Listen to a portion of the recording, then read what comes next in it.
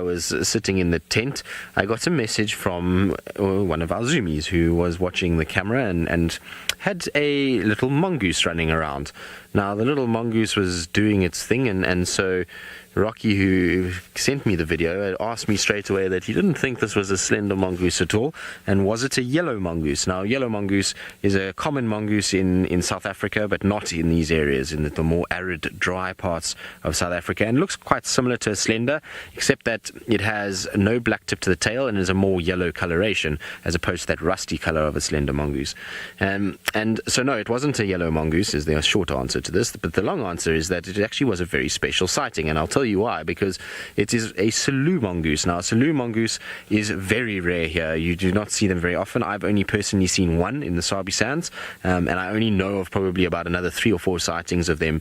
You do not see them often at all. They are a mongoose that is kind of a ghost in this area, and so to get one on the dam cam at 3:45 or whatever it was yesterday afternoon is pretty special, and so well done to the Zoomies who spotted it. It's a very cool sighting and not something that we're going to see every day, that's for sure. I'm intrigued to see if it maybe does start to come to the pan more often, given that there's not really much else around in terms of water. Maybe it'll be a regular visitor to the pan over the next few months. But really very, very cool. It can be likened, the Selous mongoose can be likened to that of the polecat, aardvark, pangolin, brown hyena kind of vibe. That's sort of what you think of when you think of one of those. They really are not common at all, and so it was a very cool thing to see, and I'll try and find a photo of it.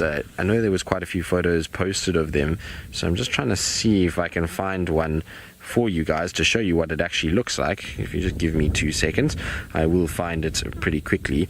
But they're a cute little mongoose, and like I say, pretty similar to a slender, except that, in fact, I've got the video that I was sent, which will be quite nice. So I'm just going to try and hopefully it will play. But let's just pause it there, and then Craig will be able to. So there was an impala. Let's just change it. But there's the little mongoose running around. Now you can see it's got a very similar build to a slender mongoose. It's got that kind of short body and very much mongoose shaped, but the legs are slightly longer on this individual, and the key diagnostic feature is here on this tail. You see that there's no black tip to the tail, so the tail itself is, sorry, it's going to jump around, but it's just like a highlight clip that was cut for me to see and have a look. But the tail itself has got a white, light kind of colored tip to it. There comes a vervet monkey, and so that for us is very much a Selous mongoose, which is very cool, isn't it? It's always nice to see different things. I think that probably is the first one on the dam cam. I would be very surprised if there's been any other Selous mongoose, and I don't think we've ever had one on live drive.